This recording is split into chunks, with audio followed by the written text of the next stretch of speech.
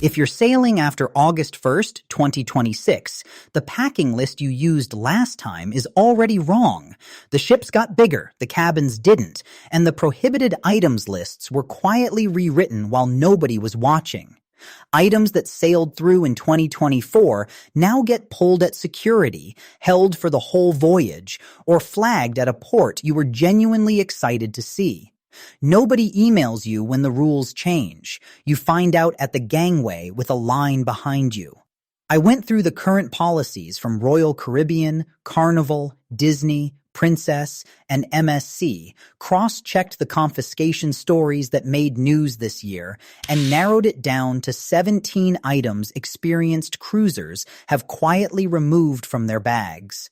Some waste half your suitcase, some get taken at the pier, and a few can land you in front of local police in a country that isn't yours. Before we dive in, drop your next cruise line in the comments. I read every one, and it helps me make these more useful for your exact ship. Let's start at number 17. 17. Oversized beach toys and inflatables. Families load these in first and regret them by day 2. The giant flamingo float, the oversized pool noodles, the bulky beach set, they look essential in your living room, but on the ship, the math collapses. They eat half a suitcase, get used for 10 minutes on one beach stop, then come back damp and half deflated to live in the corner of an already tight cabin. Meanwhile, the ship's pool deck and nearly every private island already stock floats, toys, and loungers for free. You hauled all that bulk across the country to duplicate something waiting for you at no cost. Instead, buy a cheap float in port and hand it to another family when you sail away. You'll reclaim half a suitcase and never miss it. That's the easy opener. Number 16 feels organized until you realize the ship already solved the problem. 16. Oversized magnetic organizers and hook kits. On older ships, a full wall of magnetic hooks and hanging organizers made sense. Cabins had no storage, so you created it. The 2026 vessels are different. More shelves, deeper closets, more drawers built in from the start. Bring a 12-piece magnetic kit into one of those cabins, and all you've done is give yourself more to unpack, arrange, and repack on the last night when you're exhausted. A wall of dangling pouches doesn't make a small room feel calmer. It makes it feel cluttered. 1 or 2 strong hooks for a wet towel or a lanyard earn their place. The full kit is just weight you carry both ways. Let the cabin storage do what it was designed to do, from cabin clutter to the single heaviest mistake in the bag, literally. 15. Excess bottled water. People haul cases of water aboard picturing long sea days and thirsty kids, but most major lines now ban bottled water in plastic and glass outright. The few that allow anything limit you to a small number of sealed cans surrendered at embarkation. Everything past that gets pulled at the terminal, meaning you carried all that weight through the airport, paid the baggage strain, and lost it at the door for nothing. Ships run free filtered water stations all day, water that's tested to standards often higher than what's in those bottles. Bring one refillable bottle, fill it on board, and grab a cold one in port if you need it. You shed literal pounds and stay hydrated without spending a dime. After the liquids leave the bag, the clothing decisions start carrying real weight. 14. Political or offensive slogan clothing. A cruise packs thousands of strangers from every background into elevators, dining rooms, and one crowded pool deck. A shirt with a strong political statement that feels fine at home lands differently when you're shoulder to shoulder with people who can't step away from it. This isn't about hiding your opinions. It's about a simple truth. A vacation runs smoother when you're not the source of tension in a confined room for 7 straight days. Experienced travelers have watched a single loud shirt freeze a dinner table or empty an elevator, and they've decided the friction isn't worth the statement. Pack neutral, comfortable clothes and save the strong statements for a crowd that actually opted in. Number 13 has nothing to do with opinions. It's pure electricity. 13. High-wattage personal hair tools. Standard dryers and stylers are usually fine, but the high-wattage versions, including some pricey models people swear by, get flagged on certain lines over the heavy load they pull on a cabin's electrical system. Disney in particular has been known to pull them at screening. The tool works perfectly at home. The ship simply isn't wired for that kind of draw in a small stateroom. You either lose an expensive tool to the confiscation table or spend embarkation in a side conversation with security while the line stacks up behind you. Check your model's wattage against your line's policy before it goes in the bag, or just use the dryer already mounted in the cabin. 2 minutes of research saves a genuinely awkward start to your trip, from tools you plug in to clothes that fight the ship itself. 12.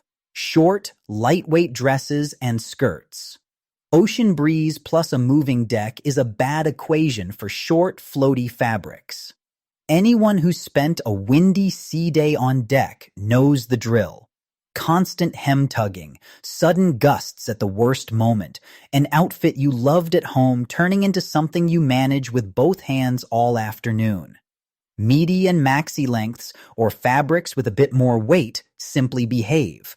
They hang properly, photograph better against the railing, and let you relax into the view instead of guarding your hemline every time a door opens. Save the short, light pieces for calm indoor evenings where the only breeze is the air conditioning. You lose nothing and gain back your whole day. We're a third of the way in. If any of these have already made you rethink your bag, tap like. It pushes this to other cruisers who need it before they sail. The next stretch is where the list shifts from comfort to what security will physically take from your hands, starting with an outright fire hazard. 11. Personal heating pads and small heaters. Anything with a heating element is treated as a serious fire risk at sea, and heating pads are confiscated routinely. Fire is the single greatest threat on a ship. In a confined space with nowhere to run, it spreads in minutes. So the lines are unapologetically strict about anything that gets hot on its own. That same 2026 prohibited items guide names electric heating pads directly and points to the safe alternative. The comfort you're after is easy to replace. A microwavable heat wrap does the same job, or simply ask your cabin steward for an extra blanket. They'll bring one without a second thought, and nothing gets pulled at the scanner. From heat to signal, a gadget that felt essential for years and quietly stopped earning its space. 10. Walkie-Talkies. Families still pack these picturing easy check-ins across a ship the size of a small city, but the instinct has aged badly. Several lines now ban or heavily restrict them over signal interference, and the job they used to do is now handled better by the ship's app and standard group messaging, tools already sitting in your pocket. What was once a clever workaround is now one more thing to pack, charge, and potentially surrender at security. Set up the ship's app and a family group chat before you board, and agree on a couple of meetup spots as a low-tech backup. It's faster, lighter, and won't get confiscated. The next ban has zero gray area, and no just in case survives it. 9. CBD and any cannabis-derivative products. This catches law-abiding people every season. Even if the product is legal in your home state, even if it's prescribed and labeled as medical, it remains prohibited under federal law and the laws of every foreign port your ship visits, and the ship answers to both. Cruise lines now name marijuana, cannabis, and CBD in oils, gummies, creams, and vapes explicitly. Carnival's updated policy spells it out with zero ambiguity. Security takes it at the door, and at certain foreign ports, the consequences reach well past confiscation. If it's for a genuine medical need, talk to your doctor about a ship-approved alternative before you travel. The gangway is the wrong place to discover you made a bad bet. From what's banned outright to what fails you the moment the ship moves. 8. Sky-high heels. Stilettos photograph beautifully at home, which is why they keep ending up in cruise bags. On a deck that shifts and rolls, a narrow heel stops being fashion and becomes a balance problem. And formal night means stairs, raised thresholds, and long walks across moving floors, often after dinner and a drink. That's a real fall risk, the kind that ends a trip early. A block heel, a dressy wedge, or a sleek flat carries the same dressed-up look while keeping you steady on a surface that refuses to hold still.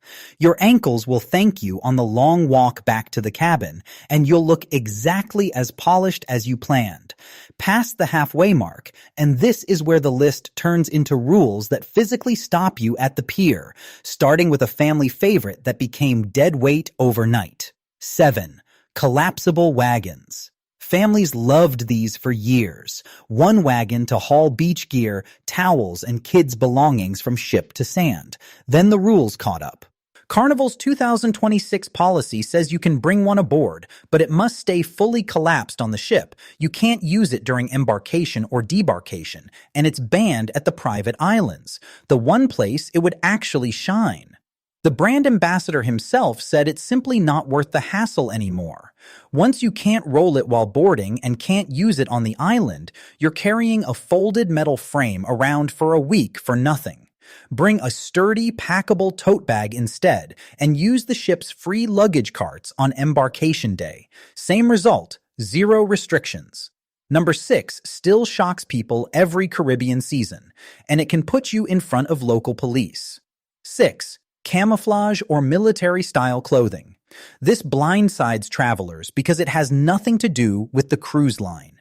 In Jamaica, Barbados, the Bahamas, St. Lucia, Antigua, Grenada, Trinidad and Tobago, and more, it's illegal for civilians, including children, to wear camouflage in any form. This isn't a soft guideline. It's law, and it's enforced. A Carnival passenger's 12-year-old son was recently sent back to the ship by local police to change out of a camo print. In some countries, violators face fines or worse.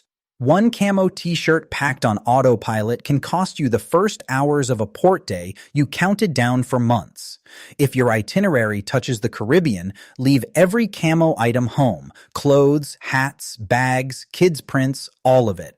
I dig through these dry policy pages because I know a cruise is something people save for over months. Sometimes it's the trip a couple promised themselves their whole working lives. And it gets to me every time I read about someone's morning getting derailed over something they simply never knew was a problem. If this video spares you even one of those moments, it did its job. 5. Multi-outlet AC power strips and multi-plug adapters. This trips up the most organized travelers because bringing extra outlets feels responsible. Royal Caribbean banned every device that multiplies AC outlets in September 2024, and the rule holds firmly. Even non-surge versions are out, filed under flammable items. Only a pure USB charging hub plugged into a single outlet reliably gets through. Other lines vary, but if you're on Royal Caribbean or its sister brands, that old power strip comes straight out of your bag at the table. Newer cabins have more outlets than they used to. A single compact USB cube usually covers everything you need without risking confiscation. Number 4 rose in popularity astonishingly fast and got restricted just as quickly. 4. Smart glasses with recording capability. Smart glasses went mainstream, and the cruise lines moved fast. Royal Caribbean and MSC now restrict recording-capable glasses in casinos, youth areas, restrooms, medical facilities, and spas. Anywhere people have a right not to be quietly filmed. Walk into the wrong zone and the chief security officer is authorized to confiscate them on the spot. If you genuinely need them for prescription, bring a regular backup pair. Otherwise, treat them like a camera and keep them out of every privacy zone, or leave them home entirely. The next banned gadget hides in plain sight and still piles up on confiscation tables by the thousands. 3. Bluetooth and portable speakers. Carnival maintains a full ban and several other lines heavily restrict them, and as a fellow passenger, you'll be grateful for it. Safety announcements and muster instructions have to be heard clearly by every person on board, and one deck blasting music undercuts that for the whole ship in an emergency. Policies now name boomboxes, radios, and Bluetooth speakers specifically, so there's no gray area. Every season, viral photos show confiscation tables buried under speakers people were sure they'd sneak past. Pack good headphones instead and lean on the ship's own poolside audio. The considerate move and the rule-following move are the same one here. The newest ban on this list is also the most consistently enforced, and the one clever travelers try hardest to outsmart. 2. Personal Starlink Mini, satellite dishes, and unauthorized routers. The moment personal Starlink units hit the market, passengers brought them aboard to dodge Wi-Fi pricing. The lines shut it down fast under cybersecurity and interference rules. Unauthorized dishes and rogue routers can disrupt the ship's critical systems. It made headlines when a Carnival passenger's Starlink Mini got confiscated after he posted a video of it outperforming the ship's paid package. The full story and policy response are documented here. The ships already run their own Starlink systems now, so your personal unit gets pulled at the terminal for zero gain and wasted money. Buy the ship's Wi-Fi package if you need connectivity, or embrace a few genuinely offline hours. That's part of why you booked the trip. And that brings us to number 1, which isn't an object at all. 1. Packing for the fantasy version of yourself. This is the mistake sitting underneath every other mistake. You pack gym outfits for early mornings you'll never wake up for, extra formal wear for events not on the schedule, gadgets you haven't touched in months, just in case. You're packing for the person you wish you'd become on this trip, not the person you actually are, the one who wants to slow down, eat well, watch the water, and happily rotate the same 3 comfortable outfits. The fantasy version needs an overstuffed bag. The real you needs a light one you can actually lift. Lay everything out on the bed, remove a full third of it, and pack only what you'll truly use. A lighter bag means an easier embarkation, a calmer cabin, a faster pack-up, and far less time standing at security wondering what's about to become a problem. That's the full 17 items experienced cruisers quietly stopped packing in 2026. Some waste space, some get confiscated, a few can stop you at the pier. Tell me in the comments, which of these is still in your bag, and what's the one thing you always pack that never leaves the suitcase? If this saved you a headache, you know what to do. Pack light and cruise smart.